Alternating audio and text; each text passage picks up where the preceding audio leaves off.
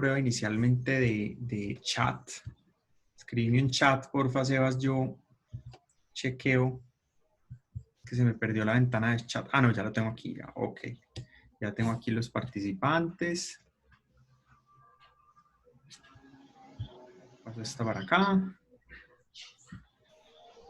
Listo. Bueno. Entonces, pues nada, un saludo muy especial para todos, participantes, amigos, sobre todo para ti, Daniel, que me acompañas hoy para realizar esta introducción en esta charla, en la parte inicial. Como saben, un mastermind en tiempos de contingencia, pues básicamente lo que busca es que ustedes pues, nos compartan también tormentas de ideas que nos ayuden a pensar un poquito más sobre estrategias que podamos llevar a cabo para generar, digamos, buenos resultados en el marco de esta contingencia que vivimos, ¿cierto? Yo lo llamo la tormenta, todavía estamos en una tormenta. Y para esos mastermind nos unimos Grupo Mercadeo y Gestión Compartida con el fin pues de compartir con ustedes algunas visiones que creemos que pueden considerar que ustedes y que pueden ser ampliamente exitosas si son aplicables y son aplicables para sus entornos empresariales. Entonces básicamente nos unimos Grupo Mercadeo y Gestión Compartida en esta entrega que creo que es la tercera o la cuarta si no estoy mal. Y pues básicamente hoy vamos a hablar sobre la visión legal y tributaria de las finanzas empresariales frente a los temas de crisis, obviamente. Como les decía, me acompaña Daniel Perdomo Gamboa. Daniel es mi socio, es magíster en Administración Económica y Financiera, es ingeniero industrial, también es magíster en Pedagogía y Desarrollo Humano, consultor con amplia experiencia. Y pues yo los acompaño, algunos ya me conocen, yo soy Jorge Iván Valencia, soy ingeniero industrial, magíster en ingeniería, especialista en derecho tributario y bueno, y ahí estoy dando otras cositas. Básicamente la idea de la charla o el plan de trabajo para hoy que hemos preparado es una presentación general del contexto. Queremos contarles en aproximadamente 5 minutos, luego de eso, en aproximadamente 25 minutos tendrá la palabra Daniel Perdomo, quien les contará sobre las finanzas integrales, su conexión con la estrategia, con el mercadeo, el talento humano y la tributación,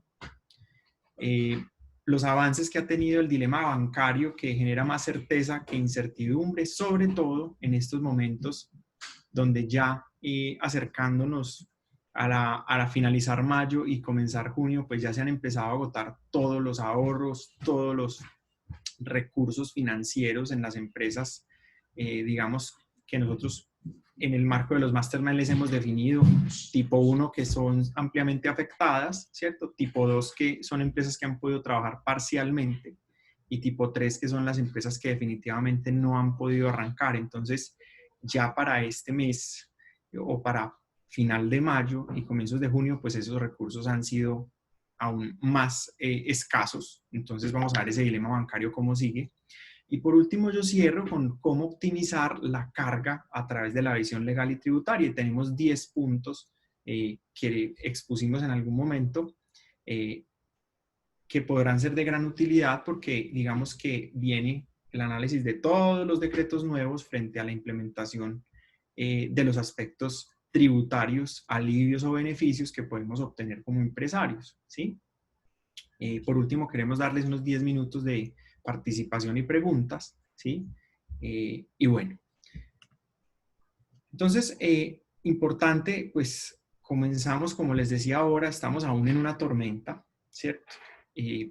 Básicamente traemos estas dos, por así decirlo, situaciones de vida complejas que fueron la Gran Recesión y la Gran Depresión, ¿cierto? Básicamente es uno de los aspectos, estas dos crisis han sido las más parecidas a los asuntos de tormenta que tenemos hoy. Y básicamente un mini resumen que podemos ver de cada una está relacionado con el desarrollo en el Producto Interno Bruto, ¿sí? Como pueden ver ustedes, en la depresión de los 20, ¿cierto? Hubo un problema de recesión de muchos años, casi que una década duró esa depresión. Ustedes pueden ver que acá en el gráfico, cuando el PIB es negativo en el transcurso del tiempo, hay una época de recesión, ¿cierto? En donde no se puede cumplir macroeconómicamente con la expectativa de producción por un paro, por algo. Básicamente, en la Gran Depresión, digamos que fue generada una de sus causas por la Primera Guerra Mundial, ¿cierto? Que Estados Unidos llega al mundo con innovación, buenos productos y genera un efecto en la bolsa de valores, se democratiza la adquisición de acciones, pero empiezan a especular, ¿cierto? Y esa especulación con acciones, digamos que genera una caída bursátil enorme que afecta absolutamente todo el aparato económico y de ahí en adelante afecta a todo el mundo. Entonces, básicamente, como aprendizaje de la Gran Depresión está la cobertura de riesgos, ¿cierto? Que el exceso de oferta destruye valor, ¿sí? Como nos pasó recientemente con el tema del petróleo, ¿cierto? Y con la moneda, que ha estado devaluada, obviamente se ha recuperado, pero continúa. Y que debemos tener muy en cuenta la correcta valoración de las empresas y de las acciones. Esos son como básicamente los mini aprendizajes. Luego llegamos a la gran recesión, que básicamente es una crisis hipotecaria, ¿cierto? Que se genera en un periodo de recesión, por así decirlo, corto, que va desde el 2008 hasta mediados del 2009, ¿sí? Inclusive un poco del 2010 en algunos países, pero pues digamos que este es el PIB promedio que encontramos de los países más afectados. Y básicamente las crisis de las hipotecas subprime generan esta crisis, cae el banco Lehman Brothers, ¿cierto? Y hay un efecto adverso en el petróleo al que hay hoy, y es que se encuentra el dólar entre 100 y 147 dólares por barril, ¿cierto? Eso pues obviamente genera en consecuencia una crisis mundial que es más acentuada en Estados Unidos, Argentina, México y Europa. ¿Qué pequeños aprendizajes tenemos de la gran recesión? Pues básicamente que hay que normalizar la política monetaria mundial, ¿sí? Y se logró concientizar en su momento a la gente del peligro de la deuda de consumo. Esto es bien importante como, digamos, aprendizaje. ¿Qué está pasando hoy en la tormenta, cierto, que ha generado el COVID? Muchos de nosotros estamos ya cansados de escuchar el término, ya no queremos como sacarlo del ideario, por esa razón, digamos que hablamos de tormenta, de contingencia, estamos todavía en la tormenta, sigue, y estamos buscando cómo superarla, pues básicamente por una buena causa, que es básicamente la capacidad instalada de nuestros sistemas hospitalarios, que es una muy buena causa, se genera, por así decirlo, ¿sí? Un acto de expropiación masiva, donde a los dueños del capital, a los empresarios, se les quita, por así decirlo, se les quita la posibilidad de usar sus activos para producir o generar flujos de caja y dinero. Cuando uno lo despojan de los activos, indistinto de la causa, pues es una cosa que primero no se había visto nunca, ¿sí? Y segundo, pues básicamente, como lo repito y como me parece importante y acertado contarles, es una causa justa, adecuada, porque estamos de acuerdo con la causa, pues genera un tema nunca antes visto y es este despojo, ¿cierto?, económico que generan en nosotros los empresarios, donde no podemos salir a hacer visitas, a conseguir nuevos negocios, a usar los activos, a poner esos activos en marcha, ¿cierto? Esos camiones quietos, esa movilidad, todo absolutamente quieto. Entonces, en un transcurso de 3 meses el mundo cambia y todo el tejido empresarial comienza un proceso de reinvención en la tormenta. Bien. ¿Cuál es la buena noticia de esto? Básicamente, la buena noticia es que en comparación con las dos crisis anteriores que mencionamos, ¿cierto? La Gran Depresión del 29, como les digo, duró unos 10 años. La recesión de 2009 duró año y medio, 2 años. Las cifras del Fondo Monetario Internacional indican, ¿cierto? O proyectan que las economías latinoamericanas y del Caribe crecerán en promedio un 3,4%. Para más o menos entre 2022 y 2025 un 2,7%. Y básicamente el Banco Mundial estima que las economías latinoamericanas que más crecerán o de mayor crecimiento serán Perú, Uruguay, Chile y Colombia. Esa es la segunda buena noticia. Es decir, es muy probable que esta crisis sea corta, pase rápido, digamos que algunos que seguimos, pues digamos, a la Andy Bruce McMaster y el gobierno, pues han hecho unos análisis de la crisis de básicamente llegar a agosto, septiembre, retomando, digamos, con buena expectativa, generación de Producto Interno Bruto y generación de mercado. Pero lo más importante, o el apoyo, o el reconocimiento, o digamos que el descubrimiento más importante es que el empresariado colombiano tiene innovación, hay innovación en Colombia. Y esa innovación, pues como ustedes saben, digamos que se ha visto impregnada de varias cosas. Ustedes saben que innovación es lo que toca a muchas personas, ¿cierto? Innovación disruptiva es esa práctica exponencial que hace que un producto o un mercado o un servicio satisfaga un mercado de manera rápida, ¿cierto? Lo que pasó en su momento con Pokémon Go, que tocó 7 millones de personas en 3 días, ¿cierto? Eso es una cuestión que la disrupción ha generado unas muy buenas salidas para el mercadeo y para las empresas. Pero en Colombia descubrimos que somos más innovadores de lo que creíamos. Siempre hemos sabido que somos innovadores, ¿cierto? Pero hemos sido más bien originales, hemos sido más bien capaces de llevar a cabo la originalidad. Pero hoy somos innovadores y esa innovación es bien importante. Continuamos con Daniel. Daniel, si permites ya tu introducción, ya hice la introducción, puedes seguir con tu parte de la charla, gestión financiera integral y su conexión con la estrategia. No sé si estás ahí. Bueno, Jorge, muchas gracias. Un saludo para todos los participantes de este espacio del día de hoy. Inicialmente, con este contexto que nos ha dado Jorge Iván, pues la invitación que queremos hacer es a atender precisamente estos escenarios de tormenta o estos escenarios de incertidumbre, estos escenarios donde el nivel de incertidumbre, repito, es bastante alto, es atenderlos de manera integral.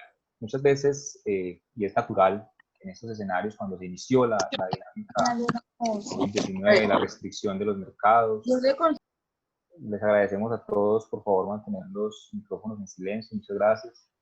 Y es natural, era natural en medio de esos momentos de crisis en donde se congelaron los mercados, donde las dinámicas empresariales quedaban restringidas, pues una mirada centrada en la posibilidad de mantener los mercados, en la posibilidad de mantener la venta y por supuesto en el análisis de la caja, en el flujo de caja y en la sustentabilidad de la misma, entendiendo por supuesto que el manejo de la caja se vuelve esencial para garantizar el capital de trabajo operativo y a través de él, por supuesto, en lo que es la posibilidad de garantizar crecimientos empresariales o sostenibilidad empresarial.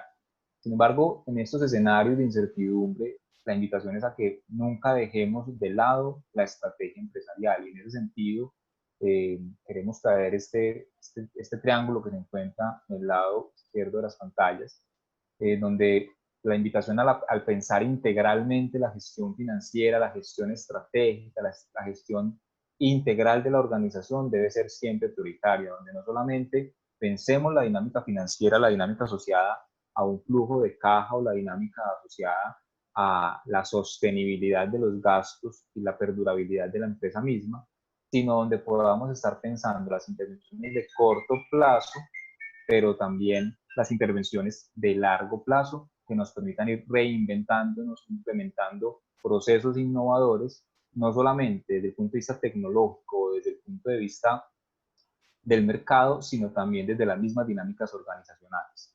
En ese sentido, quiero traer esta definición de lo que es la estrategia competitiva, una definición de Michael Porter, en donde estamos hablando de que la estrategia competitiva consiste en ser diferente. Ser diferente significa elegir deliberadamente un conjunto de actividades diferentes para prestar una combinación única de valor. Y en ese sentido, quiero recalcar ese escenario de la combinación única de valor porque estamos llamados en estos escenarios de incertidumbre precisamente a redescubrir esas combinaciones de valor que podemos o que somos capaces de entregar.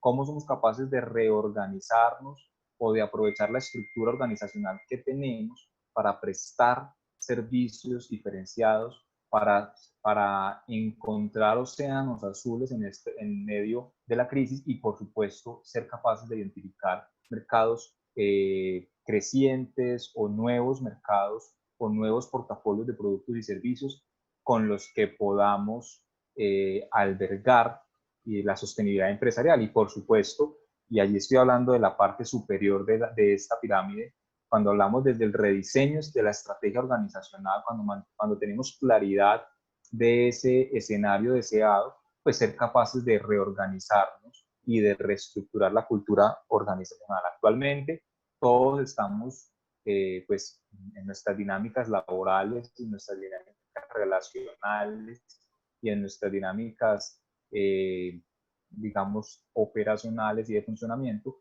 pues obviamente restringidos a unas dinámicas de aislamiento preventivo y por supuesto al uso de la tecnología.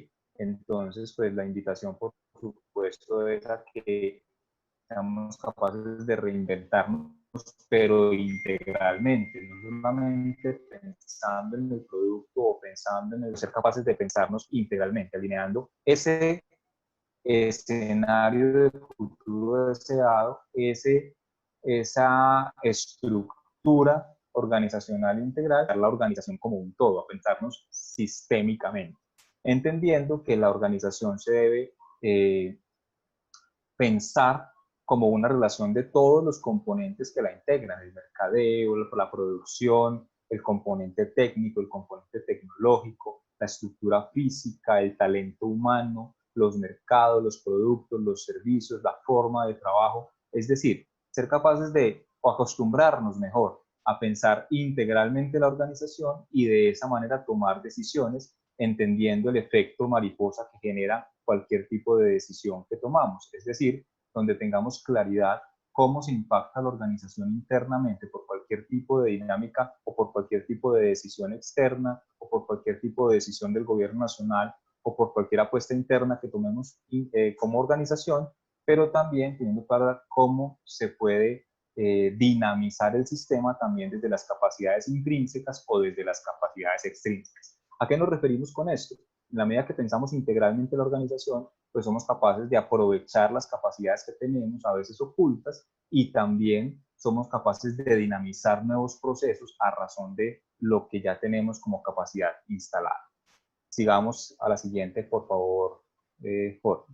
Esto nos lleva o nos invita, mejor, a que pensemos integralmente las estructuras desde no solamente desde la dinámica tradicional de nuestra cultura organizacional o como hemos venido trabajando habitualmente, sino que tenemos que repensarnos totalmente. Ser capaces de pensar en el corto y en el largo plazo al mismo tiempo, ser capaz de pensar en la crisis y en la oportunidad al mismo tiempo, ser capaz de pensar en la dinámica estática, pero también en la dinámica propositiva. Y proponemos, en marco de lo que es el cuadro de mando integral desde las 4 perspectivas establecidas por el cuadro de mando integral, la perspectiva financiera, la perspectiva de clientes, la de procesos y la de procesos internos y la de aprendizaje y crecimiento, un análisis integral que nos permita tomar decisiones estructuradas. Arrancando por ese pilar superior que es las finanzas, donde le apostamos, por supuesto, al rendimiento de la inversión y a la generación de valor agregado, pero entendiendo que cualquier decisión financiera, o mejor, que las repercusiones en las dinámicas financieras se dan, por supuesto, a razón de las dinámicas que tengamos con el cliente asociadas a la satisfacción de ellos, a la cobertura de nuevos mercados, por supuesto, a la prestación de servicios permanentes con ellos, y que eso requiere, devuélvete por favor, y que eso requiere, regresa por favor, Jorge, ahí, perfecto, ahí, y que eso requiere una capacidad de adaptación permanente de los procesos internos de la organización. Es decir, atacar nuevos mercados sin perder condiciones de calidad, garantizando tiempos de respuesta, garantizando una estructura de costos óptima para nosotros como organización y siempre pensando en la innovación desde producto asociada también a la innovación de proceso. ¿Esto qué quiere decir? Que tenemos que estar permanentemente identificando quiénes en el mercado están activos, cuáles son esos mercados crecientes, esos nuevos mercados, quiénes de nuestros clientes se encuentran en mercados crecientes o están generando nuevas oportunidades de negocio, para nosotros ser capaces de adaptar nuestra posibilidad de ofertar, si es que somos proveedores o si es que somos servidores staff o dependiendo del tipo de servicio que tengamos, cómo somos capaces de adaptar nuestro portafolio con las capacidades internas, cuidando el costo, por supuesto, asociado, de tal manera que garanticemos la gestión financiera de manera integral. Es decir, que aquí queremos dejar una primer ruptura, y es que cuando hablamos de gestión financiera no solamente debemos pensar en el manejo de la caja, sino cómo cualquier movimiento o cualquier actividad interna de la organización está impactando directamente ese ejercicio de caja precisamente. Y siguiente, con esto queremos pues abordar desde esas 4 esferas, dejamos una especie de preguntas orientadoras, una especie de elementos que nos permiten pues cuestionar la forma como abordamos estratégicamente la toma de decisiones. Por eso esa pregunta que está en el centro, cómo abordar estratégicamente la toma de decisiones financieras en marco de la contingencia, no se debe pensar solamente desde el tema de restricción de costos y gastos o solamente desde la generación de nuevos ingresos, sino que se debe pensar estructuralmente. Y en ese sentido, proponemos para cada una de las 4 perspectivas del cuadro de mando integral una serie de preguntas orientadoras o de lineamientos orientadores que nos lleven a hacer ese análisis de manera estructural. Desde la gestión financiera, hablo del recuadro superior izquierdo, el cuadrante superior izquierdo, una revisión detallada, por supuesto, de los ingresos, costos y gastos actuales y proyectados. Y aquí hay una invitación muy importante, y es a tener siempre una triple mirada de la situación de corto plazo, inmediato y corto plazo, la situación actual y del mes siguiente, con una dinámica permanente, con un escenario sensibilizado para poder analizar cualquier decisión que toma el gobierno central o que toman los gobiernos locales, o para poder ir adaptándonos a cualquier tipo de situaciones que se generan. Por ejemplo, estamos a puertas de una reapertura de algunos sectores económicos ahora el 1 de junio, pero eso va a requerir unas inversiones en adopción de protocolos para poder presentar oferta. Eso va a requerir también de unas inversiones adicionales para poder generar protección en la vida de nuestros colaboradores. Eso va a generar unas inversiones adicionales para poder recapturar posibles mercados. Entonces, eso se tiene que estar revisando siempre en el plazo inmediato, pero también en el corto plazo, 2-3 meses, de acuerdo a lo que sea la dinámica de cada uno de los sectores, y en el mediano y largo plazo también pensando en la supervivencia empresarial. Nuestra recomendación desde gestión compartida es siempre tener esa doble mirada, de corto plazo para la contingencia y de largo plazo para la supervivencia empresarial, no solo en lo financiero, en los flujos de caja, en la proyección de estados de resultados o estados financieros, sino en toda la dinámica de manera estructural. Y allí, por supuesto, nos lleva a la revisión de puntos de equilibrio, a la reconversión de toda la estructura de funcionamiento de la organización y a la revisión de ingresos alternativos, es decir, cómo somos capaces de generar otras fuentes de ingresos, otras fuentes de recursos que alimenten nuestra caja y nuestro funcionamiento. En el segundo componente, si bien el recurso financiero pues obviamente es la sangre del sistema, los clientes y el mercado son la fuente primordial de cualquier tipo de recursos y por supuesto de la supervivencia misma. Entonces esa revisión detallada de la afectación que tenemos en nuestro mercado no se debe restringir a ese primer eslabón, sino que tenemos que ir un poco más allá. Es decir, revisar cuál es el grado de afectación que tienen nuestros clientes, cuáles son esos nuevos mercados potenciales o cuáles son esos mercados activos o crecientes que se pueden tener. Es decir, una invitación a una mirada un poco más allá de lo evidente. Y por supuesto, el análisis de necesidades de adaptación que tienen nuestros clientes y la capacidad, la flexibilidad, la mente abierta para diferentes tipos de negociación, canales utilizados, nuevos servicios que se puedan generar y pues una mirada siempre abierta a distintas posibilidades. Eso nos lleva, van de la mano al tercer elemento, que es el portafolio de productos y servicios. Si el mercado está cambiando, si el mercado se va dinamizando, si nuestros clientes se tienen que reinventar, nosotros también a partir de la reinvención de nuestros productos y de nuestros servicios. De tal manera que tenemos que hacer un análisis permanente interno, esto es un análisis de capacidades intrínsecas en lo financiero y el mercado, es un análisis de capacidades extrínsecas, de capacidades hacia afuera, de crecimiento, de apalancamiento para ese crecimiento hacia afuera, hacia lo externo, pero aquí empezamos ya en el análisis de crecimiento hacia adentro, desde lo intrínseco. ¿Cómo somos capaces de crecer adaptando nuestros productos, nuestros servicios, nuestra maquinaria, nuestro equipamiento? Y esencialmente haciendo un análisis integral de la cadena de valor, desde nuestros proveedores, desde los insumos, la materia prima, pasando por nuestros procesos, por nuestras dinámicas internas y por supuesto con la prestación del servicio, que es lo que hemos venido hablando. La recomendación es hacerlo de adelante hacia atrás, es decir, desde el mercado, pero siempre sin perder de vista que tenemos una restricción de capacidad y potencia que está asociada a nuestra capacidad instalada. Y eso es precisamente el cuarto componente. Ese cuarto componente está asociado al talento humano, al conocimiento, a la curva de aprendizaje de nuestro talento humano, no solamente en cuanto a conocimiento y capacidad, sino en cuanto a cantidad y capacidad de adaptación también, cuidando, por supuesto, la salud y la vida, pero también cuidando todo el tema de salud mental y los entornos familiares.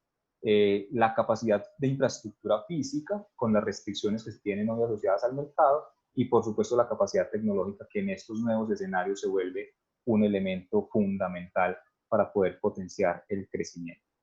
Y asociado a ello, volvemos y se cierra el ciclo que arrancó con la gestión financiera, se cierra precisamente con esa capacidad financiera, desde el endeudamiento, el apalancamiento, el crecimiento y la capacidad productiva generada desde la posibilidad de reinventar nuestros procesos productivos, nuestros mercados, nuestros portafolios y demás. Casi que esto se vuelve una espiral creciente, donde hacemos el análisis sincrónico, pero también sistemático, es decir, se revisa integralmente toda la organización, se toman decisiones, se testea qué está pasando en el mercado y se repite el análisis de manera permanente.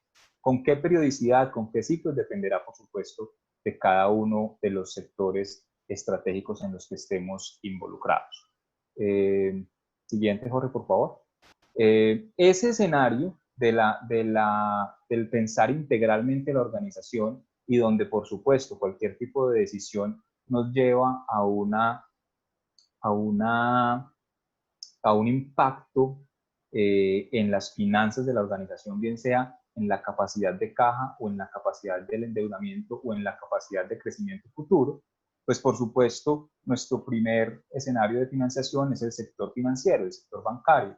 Sin embargo, pues en esta época de tormenta, como la planteó Jorge Iván, pues realmente el sector financiero nos ha generado más incertidumbres que certezas. Nosotros partimos para llegar al sector financiero desde las necesidades de recursos de capital de trabajo. Las necesidades de capital de trabajo están asociadas precisamente a ese mantener el equipo de trabajo, poder apalancar el funcionamiento del mismo, salarios, nómina, servicios públicos, funcionamiento en términos generales, pero también se debe pensar en el análisis de las fuentes de financiación de manera integral. Por un lado, las posibilidades de inversión con capital propio, por otro lado, las posibilidades que existen en inversionistas externos o en fusiones o en generación de caja a través de liquidación de inventario, recuperación de cartera, en fin, otro tipo de cosas, pero siempre vamos a llegar a la posibilidad del nuevo endeudamiento o a la reestructuración de la deuda en el sector bancario. Desafortunadamente, y esto lo hemos encontrado desde gestión compartida con nuestros clientes en las conversaciones que hemos tenido permanentemente, el sector bancario ha restringido muchísimo el acceso al crédito. Contrario a lo que se manifiesta por parte del gobierno nacional y a las líneas que se han abierto, que son ciertas y existen, acceder a los créditos ha sido muy complicado. Y el sector empresarial ha tenido que reinventarse no solamente a nivel de funcionamiento, sino también de apalancamiento financiero. Hemos encontrado no solamente la toma de decisiones en torno a las condiciones laborales, a la distribución del riesgo, si se puede llamar de alguna manera, no solamente en el inversionista, en la alta dirección, sino también en los trabajadores. Han llegado pues algunas decisiones importantes recientemente con el tema de apalancar parte del tema salarial, el apalancamiento que se ha hecho con parte de la seguridad social, particularmente en el tema pensional. Eso ha ayudado un poco. Sin embargo, el sector bancario no ha generado realmente una ventana fuerte de oportunidad, al menos no con los tiempos de respuesta que se quisiera por parte del sector.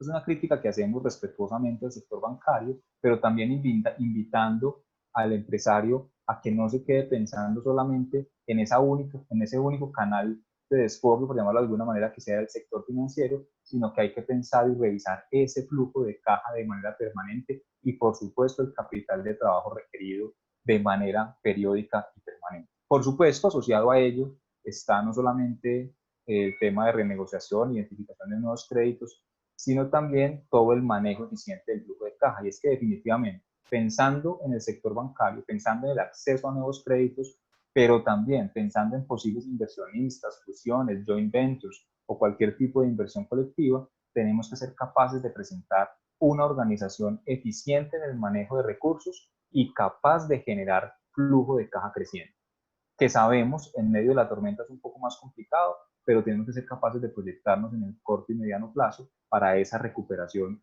muy rápida, atendiendo y mitigando las crisis y las posibilidades de pérdidas en el corto plazo, pero también pensando en la recuperación de mediano y largo plazo, buscando que todos los stakeholders se vean beneficiados, proveedores, clientes, los socios, los empleados y todo el equipo de trabajo esté siempre protegido en torno a ese marco superior que pensaría yo es la supervivencia empresarial.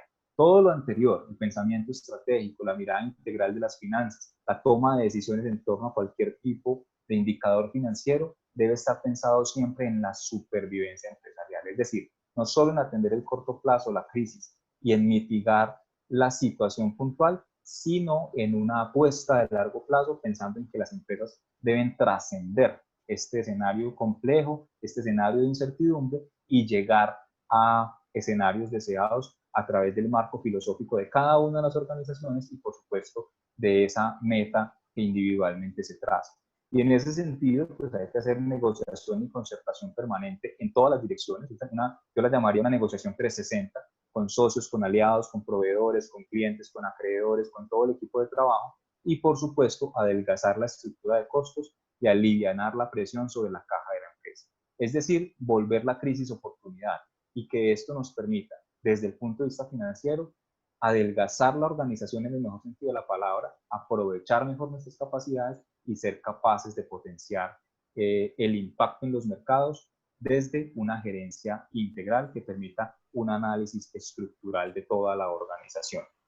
Yo dejaría hasta allí, Jorge, y ya pues Jorge Iván nos va a presentar algunos elementos puntuales de lo que ha establecido el gobierno nacional para alivianar la carga precisamente y que nos permita acompañar estas decisiones estructurales pensando en esa supervivencia empresarial. Estaré atento, por supuesto, a cualquier inquietud que se pueda dar sobre el final de la charla. Daniel, gracias por tu presentación. Quiero, cambiando un poquito la dinámica, nos han escrito un par de preguntas y quiero que, como tú eres el de pronto más indicado, yo te pueda complementar, o afirmaciones que me parece importante resaltar, ¿cierto? Por parte de Armando Soto nos indica que los únicos que se benefician en la pandemia son los bancos con la bendición del gobierno. Entonces, si eso le pasa a las empresas, imagínense los independientes, ¿cierto? Entonces, pues yo tengo una observación ahí, pues si quieres la doy mientras vemos la pregunta. Mi observación es que efectivamente es parcialmente cierto esto que dice Armando, pues los bancos realmente trabajan con un nivel de encaje alto, ¿cierto? Y el nivel de riesgo a hoy en términos de pandemia se le está cubriendo por casi un 90% por parte del gobierno con el Fondo Nacional de Garantías.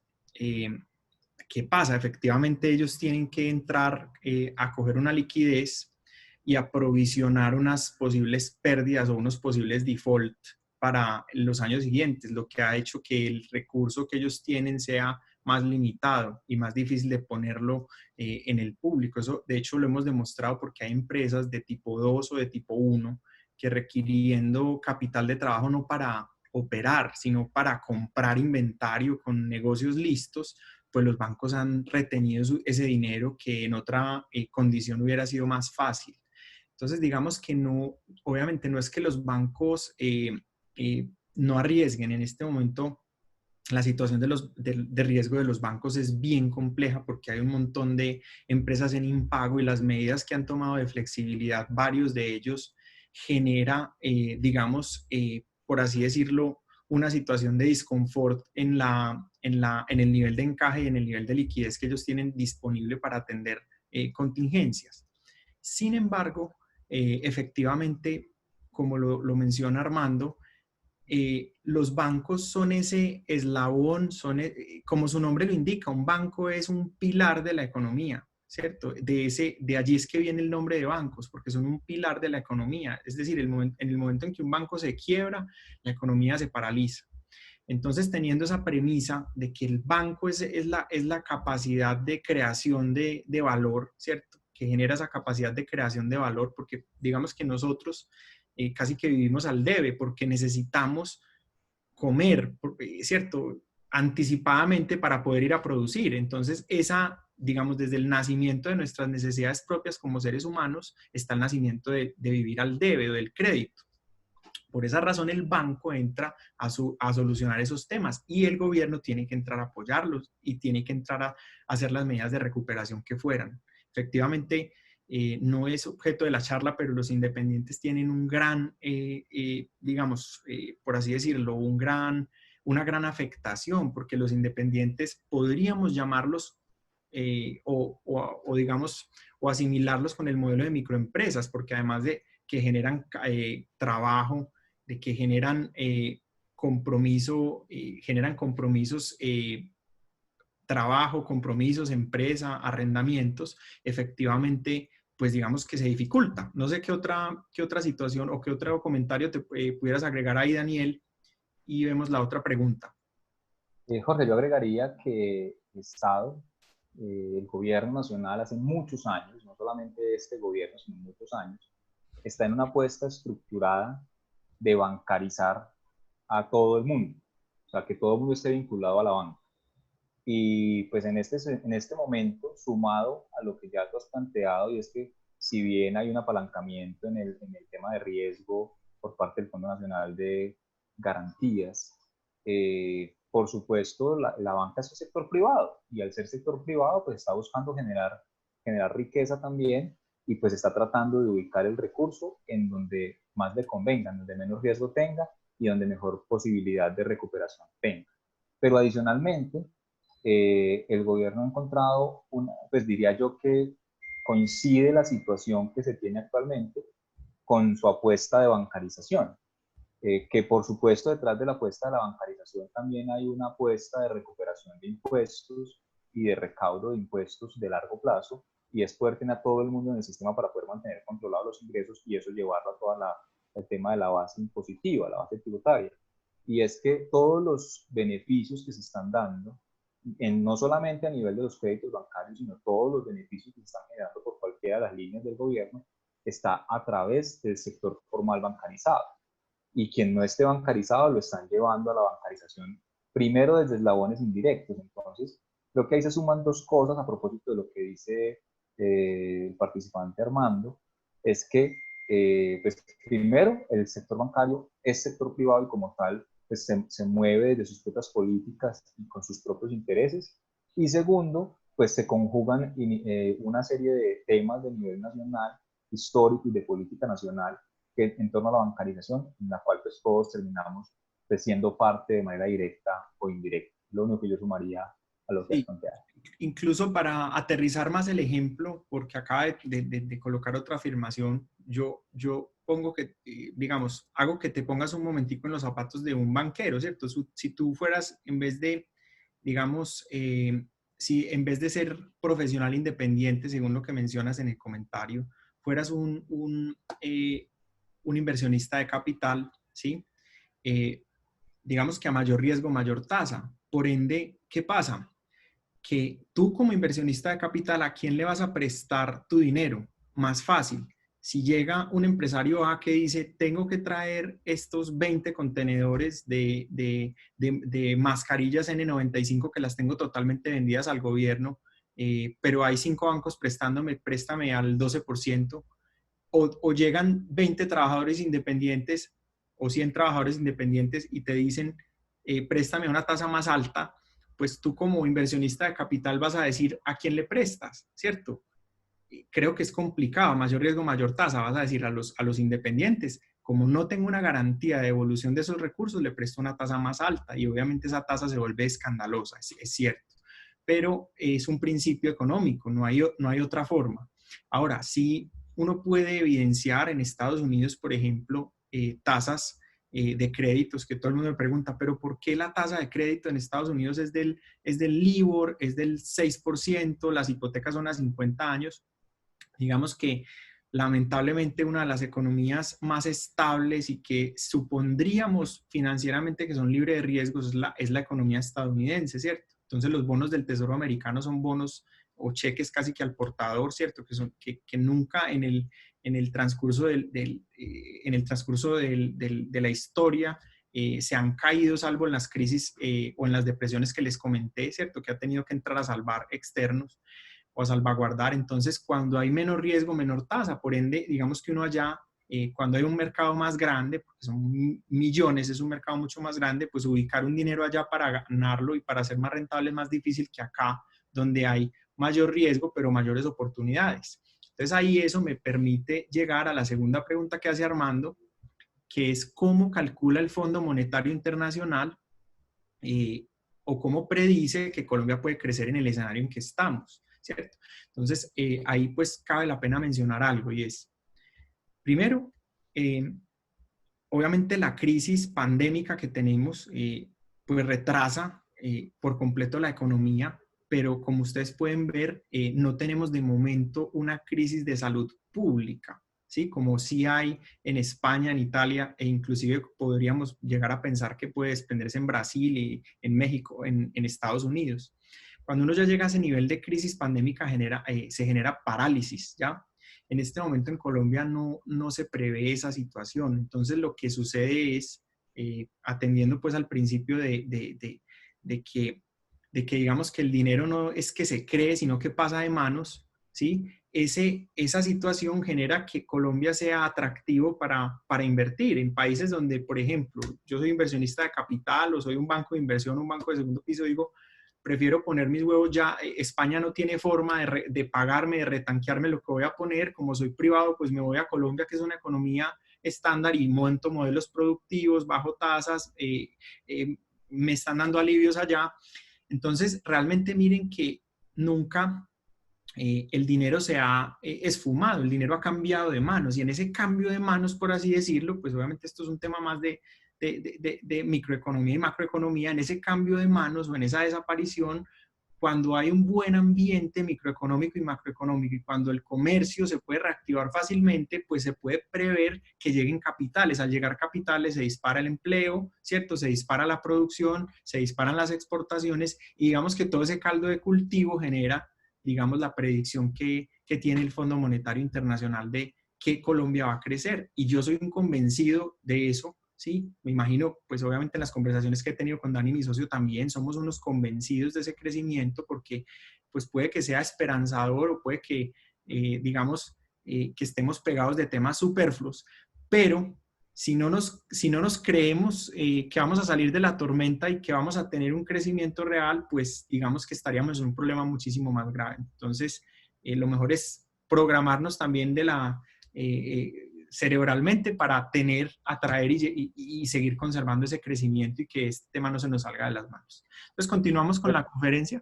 Perdón, Dani, Jorge, solamente agregaría un temita allí, discúlpame, te tomo solo 30 adelante. segundos. Es que históricamente, en torno pues, al tema de la potencialidad de crecimiento planteada por el FMI, históricamente la economía colombiana, en el histórico reciente, dado los últimos 4, 5, 6 años, Colombia ha venido creciendo en promedios superiores a Latinoamérica e incluso en algunos momentos en promedios superiores a los niveles mundiales. Eso asociado pues, a una estabilidad que se ha venido dando desde las condiciones macroeconómicas, hablo obviamente prepandemia, y también al mejoramiento en la situación interna, hablo pues de la condición de conflicto.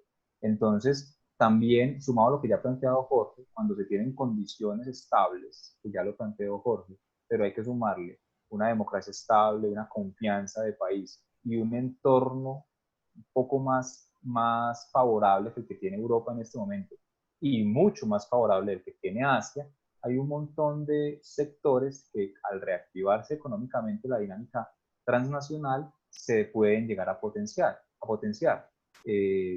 Ya, gracias también a que tenemos una mano de obra que es competitiva, hablo pues desde el punto de vista de precios y también por supuesto del tema de calidad y de canales de comunicación internacional, hablo esencialmente de la participación en lo que son acuerdos multilaterales de carácter económico.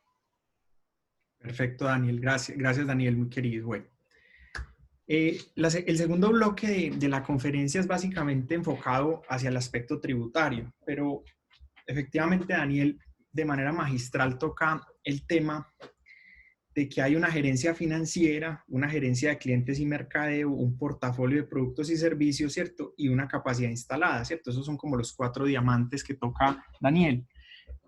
Previo a eso, en una estructura empresarial, pues ustedes saben que tenemos unos activos, ¿cierto? Caja, bancos, disponible, inversiones, infraestructura, planta y equipo, unos activos, ¿cierto? En la mano izquierda tenemos unos activos, en la mano izquierda del balance general, por decirlo así, y esos activos se adquieren bajo diversas fuentes, que son los pasivos o el patrimonio, ¿cierto? Es decir, la plata que le presta a uno los bancos o los terceros o la plata que invierten los socios. Y con esos activos generamos unos ingresos, ¿cierto? Que generan, digamos, básicamente ingresos operacionales, costo de venta, etcétera, etcétera. Eso es como básicamente el diamante que nosotros conocemos, esa relación entre los activos que me producen ingresos, ¿cierto? Y eso se ve en todo. Digamos, las finanzas tienen ese poder. En todo se observa esa relación, ¿cierto? Tiene una relación de la cual surge uno de los indicadores financieros para mí más importante, que es el retorno sobre la inversión, ¿cierto? Que es básicamente cuántos activos tengo allí y cuánto dinero me están generando esos activos. Entonces, digamos que el papel tributario es un papel menor, pero es un papel importante analizarlo cuando estamos en un tema pandemia, pospandemia, y cuando vamos a analizar el tema de recursos, que ya vimos que es interesante, porque si bien yo como empresario digamos que genero un error si ingreso dentro de un sistema empresarial pensando en que la renta exenta por 20 años va a ser por siempre, ¿cierto? Como ingresan a veces empresarios a ciertos países, vandalizan o canalizan un país, generan unos empleos, cuando les suben la carga tributaria salen y se van. Pues digamos que eso es un error porque están planeando el margen con una estructura de impuestos. Eso es un error, claramente es un error, y desde eso pues ustedes saben que básicamente los tributos tienen una situación muy importante, y es que históricamente el tributo nace porque la persona que está en esa circunscripción desea protección y garantías. Cuando el rey podía dar esa protección y garantías, generaba un tributo, y desde ahí pues digamos que nace el concepto de la tributación. Entonces nosotros llegamos y pues digamos que los tributos han venido teniendo una evolución importante desde el punto de vista histórico. Hay unos impuestos que son directos, que afectan directamente el tema, como el impuesto de renta, que es el impuesto que se da en el diamante, ingresos, costo de venta, gastos operacionales de administración de ventas, hasta llegar al impuesto de renta. ¿Sí? Ese impuesto es directo. Como lo es el impuesto por tener activos, ¿cierto? El impuesto que le aplicaron a la propiedad. Es que yo tengo un activo, entonces eso me genera un predial, eso es un impuesto directo. Como hay otros impuestos que son indirectos, como es el IVA, entre otros. Básicamente, ¿por qué traemos acá el tema? Porque una de las ayudas para manejar el flujo de caja y poder hacer gerencia financiera, gestión de clientes, portafolio y la parte que tiene que ver con la capacidad instalada, está en un muy buen manejo de los impuestos. Y el gobierno sí ha tenido, digamos, yo hoy sí puedo decir que se han generado alivios y que se han generado estrategias interesantes para cuidar la caja a través de los impuestos. Entonces, traemos 10 aspectos tributarios que son aplicables al empresario en términos de impuestos. Vamos a ver si acá cierto que estoy compartiendo la pantalla bien, que ahorita se me detuvo. Gracias, Dan. Bueno, entonces, pues lo primero que uno observa, ampliación general de plazo y suspensión de términos. Efectivamente tenemos a 1 de julio la renovación de matrícula mercantil, que generalmente hacíamos en marzo, ¿cierto? El impuesto de renta tiene unas tablas de aplazamientos, se están venciendo en este momento algunos de esos aplazamientos, pero el Estado, digamos que a las empresas que no tenían caja micro y pequeñas, les dio un plazo adicional de la segunda cuota hasta noviembre, ¿cierto? Eso por favor para que lo tengan bien en cuenta. Y a 30 de junio las empresas de comidas, bebidas, agencias de viaje, operadores turísticos, pero eso también está en estudio porque ha sido uno de los sectores más golpeados. Se extienden en general los plazos de presentación de IVA, impuesto al patrimonio, declaración de activos, información exógena. Puede que eso no tenga, muchos de ellos no tengan erogación como tal, pero cuidan la capacidad instalada porque la capacidad instalada contable se deteriora mucho en el momento de realizar esta información o esta presentación formal por el nivel de carga que se genera. Posterior a esto, a nivel municipal, cada municipio ha adoptado un calendario tributario ampliado, pero ahorita les voy a contar un poquitico más en profundidad ese decreto. Sale un decreto el 26 de mayo donde los municipios tienen, digamos, una discrecionalidad, ¿cierto?, que le ha entregado el Estado por la crisis o por el estado de emergencia en que estamos, de que pueden negociar directamente para recuperar cartera, pueden negociar capital, intereses, ¿sí? Capital, intereses y plazos de pago o formas de pago.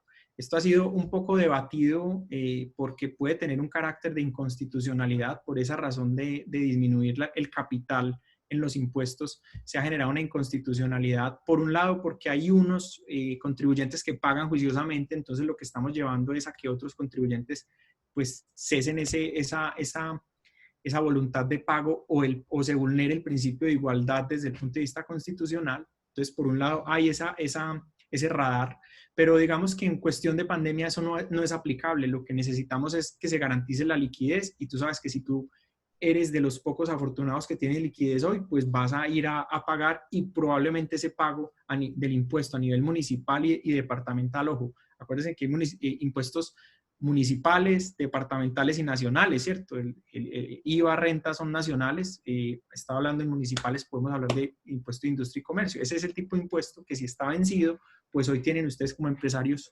un as bajo la manga para negociar si tienen liquidez. Bien, segundo punto, procedimiento abreviado para la devolución y compensación automática de saldos. Esto ha tenido todos los problemas del mundo. Acá pido excusas, hay que traerlo porque se suponía que la DIAN iba a tener compromiso total y vital con bajar el plazo de disminución y compensación. Y en sí muchas empresas lo han logrado, pero hay una cantidad por el volumen de información que tiene la DIAN que no lo han podido hacer. Así que algunos de ustedes podrán decirnos en la charla mentirosos, a algunos les ha ido bien, a otros no. De todas maneras lo traigo porque pues está el decreto claro y hay algunos beneficiarios a los que sí se les ha podido dar una subsanación en términos de este tema. El impuesto solidario, este es un impuesto para las poblaciones más, digamos, complejas de nuestra población. Se creó un impuesto solidario y se creó una devolución al IVA, ¿cierto? Exención del IVA y días sin IVA. Hay una exención del impuesto al valor agregado y de un impuesto similar que se creó, que es el impuesto al consumo, ya hasta el 31 de diciembre, lo que es el canal pues de Horeca o hoteles, restaurantes, ellos no tienen este impuesto al consumo aplicable, ¿sí? Hay una exclusión de IVA también importantísima para los arriendos comerciales, esto con aras pues de los empresarios que tienen propiedades inmobiliarias atenúen un poco los gastos o los flujos de caja en este sentido. Entonces del 21 de mayo al 31 de julio hay una atenuación de la exclusión del IVA, Impoconsumo 0%, 31 de diciembre, restaurantes, bares y similares. Y básicamente todos los artículos de pandemia están en una situación de exención, ¿sí? Básicamente es extensión, pero si generan saldos a favor no son susceptibles de devolución y compensación. En el punto quinto, ampliamente debatido también, la facilidad de acuerdo de pago con la DIAN. En el mismo decreto que les digo del 26 de mayo, una de las medidas fueron los acuerdos de pago, ¿cierto? Se propone también realizar una facilidad en los acuerdos de pago con aquellos contribuyentes que no hayan podido pagar el IVA, ¿cierto? De estos últimos bimestres o semestres que estamos llevando a cabo, ¿cierto? Sobre este lapso tributario. Ese lapso tributario está sujeto a generar un acuerdo de pago de manera sencilla, de manera fácil, ¿sí? Así que pues invitados a los que tengan problemas de pago de impuestos o que estén cuidando la liquidez para otra cosa, porque pueden generar un acuerdo de pago con la DIAN. El mayor riesgo de deberle dinero a la DIAN, pues yo siempre lo he dicho, y es, lo primero es que el interés, ahorita lo mencionaba uno de los asistentes, el interés de tasa de usura es muy alto. El interés de la DIAN cuando estamos en mora es un interés, digamos, bien complejo, porque es el interés a la máxima tasa de usura, ¿cierto? Que es 1.5 veces el interés bancario corriente. Eso es más o menos un interés del 29, del 30%, casi está tocando el 30%. Un interés del 30% es muy alto, pero tiene un agravante, y es que ese interés yo no me lo puedo deducir de la renta. ¿Eso qué quiere decir? Que cuando yo llego a la utilidad, ¿cierto? Real, ¿cierto? Si me gané 100 millones como utilidad real, la utilidad fiscal se me aumenta en el valor de esos intereses, no son reconocidos. Y eso genera un efecto en renta, que esa tasa que era del 29% se convierte en el 40%, por así decirlo. Entonces esto es pues bien delicado. Por esa razón, pues unos cuidamos la liquidez no pagando los impuestos porque es inminente, primero están las nóminas, por decirlo así, pero otros pensamos en que si no hacemos un correcto o adecuado pago de los impuestos, vamos a tener que pagar intereses de mora que tienen esa doble condición. Bueno, medidas en el sector turismo y cultura, efectivamente acá, pues ha sido uno de los sectores más aporreados. Las medidas básicamente están para guías turísticos, para empresas. Digamos que ya estas medidas han sido insuficientes porque son activos. En este sector turismo y cultura se tienen activos que son muy complejos de sostener, y esos activos complejos de sostener hace que las empresas lleguen a una situación de insolvencia rápida, ¿cierto? Ya hemos visto los dos casos, Avianca y Latam en declaración de insolvencia, ¿cierto? Allá lo llaman bancarrota, aquí lo llamamos, pues digamos, insolvencia. Esto ha sido bien complejo. Entonces las medidas acá básicamente son medidas de alivio de los pagos, impuestos, renta cero, ¿cierto? No tenemos muchos empresarios acá de este sector. Voy a pasar rápidamente. Registros sanitarios de alimentos y medicamentos. Pues básicamente esto era un dolor de cabeza. Esto el Estado lo ha acelerado y ha disminuido las tasas, ¿cierto? Para quienes tengan alimentos y medicamentos. Se crea un régimen especial y transitorio en procesos de insolvencia. Este régimen tiene varias novedades. Por un lado, permite generar una erradicación rápida. Lo que nos demorábamos antes, pues se suponía por regla concursal que se demoraba 30 días, pero por el volumen de solicitudes que hubo el año pasado y antepasado, las solicitudes de insolvencia se están demorando hasta 6 meses en ser, digamos, admitidas. Este régimen especial ha generado unas ventajas, que es básicamente la rapidez y la agilidad. El proceso de capitalización de pasivos me parece súper interesante, porque una capitalización de pasivos permite que un acreedor que le vea a tu negocio, ¿cierto? Futuro, prospección, que es un negocio que antes de la pandemia era perfectamente claro, productivo, próspero, te permite capitalizar esos pasivos y volverlos acciones. Esto es un mecanismo nuevo que no se tenía antes contemplado. La descarga de pasivos, ¿cierto? Básicamente, para pasivos que superen la valoración de la empresa en marcha, se pueden generar una descarga de pasivos previo pactos de deuda sostenible con los bancos, ¿cierto? Condiciones de reestructuración y reperfilamiento distintas. Y así sucesivamente, ya llevamos al punto 9, que básicamente son otras medidas relevantes. Ya muchos de ustedes las han aplicado: disminución temporal de aportes a pensiones, protección al empleo y medidas laborales. Está pues el subsidio pues que han dado a las nóminas, ¿cierto? Que necesariamente se traduce en una condición poca, pequeña, difícil, pero realmente el hueco fiscal que genera esta medida es enorme. Y otro que ha tenido pues mucho revuelo es el contrato de arrendamiento y propiedad horizontal, que pues con Daniel a Daniel se le ocurrió y me pareció interesantísimo. En las juntas directivas donde hemos estado hemos ido hacia el tema de, oiga, ganemos y hagamos un asunto sostenible, y a Daniel se le ocurrió: pagamos arrendamientos por porcentaje de ingresos que tenemos. Si antes teníamos unos ingresos de 100 millones de pesos y pagábamos 30 millones de arriendo, pues ahora estamos recibiendo 10 millones de pesos, ¿cierto? Por ende pagamos 3 millones. Ni gana usted ni pierdo yo. O sea, es un tema sostenible, y varios empresarios lo han ido adoptando como una medida temporal, ¿sí? Por último, en el punto 10 estamos hablando pues de los beneficios tributarios que se han generado, ¿sí? El día antier, el 26 de mayo, con el decreto 697, se dio un nuevo impulso a la economía naranja, ¿sí? Es decir, los proyectos de economía naranja que ya estaban vigentes, ¿cierto? Con unos regímenes especiales en términos de renta, porque tienen renta cero 7 años, generaron una compensación adicional. Entonces ya digamos que se generaron zonas naranja, que el gobierno va a predeterminar unas zonas naranja para poder generar una cantidad de proyectos mayor, y no solamente por cada peso que inviertan va a haber una renta cero, sino una deducibilidad de hasta el 136 o 163%, dependiendo de unas condiciones. Siguen activos los regímenes CESE, que es el de zona especial, zona económica social especial, ¿cierto? Que están, digamos, la más cercana que tenemos es Armenia. Y digamos que si pudiéramos retomar o indicar los beneficios tributarios que hay activos, esos beneficios generalmente se dan por la producción o por la puesta en marcha de capital, así que podríamos contar más de 350 beneficios en el estatuto tributario, ¿cierto? Aquí están los más generales, y digamos que ya estamos pasándonos del tiempo y me da pena con ustedes porque somos muy puntuales. Dios, nos pasamos ya 5 minutos, pero pues si tienen preguntas, dudas, les agradecemos mucho que las expresen en este momento para continuar absolviéndolas, y ojalá poder ser tan juiciosos como fue ahorita con uno de ustedes que hizo preguntas. No sé si tengan hasta el momento dudas, preguntas, por favor, o si alguien quiere tomar la palabra y dar una recomendación, les agradezco mucho. Jorge, no tenemos en este momento preguntas en el chat mientras los participantes de pronto tienen alguna inquietud que nos quieran compartir. Yo quisiera, si me permites, un par de comentarios complementando lo que has planteado. Y es una alerta muy importante.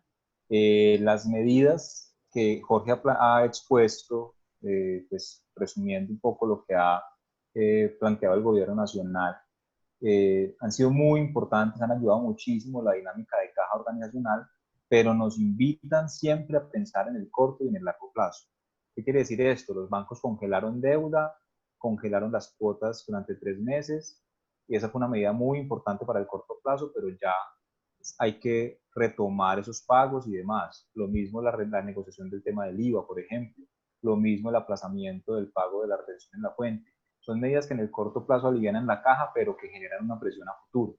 Por eso es como la importancia de tener siempre la doble mirada de corto y largo plazo, porque si bien hay unas que son directamente subsidios, como por ejemplo el subsidio para la nómina, o lo que se está hablando de la posibilidad de subsidiar también parte de la prima ahora en junio, hay otras que son simplemente alivianar caja, pero no nos quitan la obligación. Entonces, esa doble mirada hay que mantenerla siempre vigente, y bueno, seguimos atentos a cualquier tipo de inquietud que pueda surgir en este momento. Bueno, entonces, pues digamos que no siendo así, es agradecerles a todos por su presentación, por estar acá con nosotros y acompañarnos. Sobre todo, darle un agradecimiento a Renson, que es el CEO de Grupo Mercadeo, que es nuestro aliado para estos Mastermind, y desearle un feliz cumpleaños 40. Está cumpliendo años hoy y está por acá acompañándonos, entonces pues muy valiente que se pegue en su cumpleaños una jornada académica de estas, pero feliz cumpleaños. Y muchas gracias para todos, y esperamos próximamente con un invitado sorpresa que puedan volver a atender estos Mastermind. Muchas gracias. Muchas gracias a todos.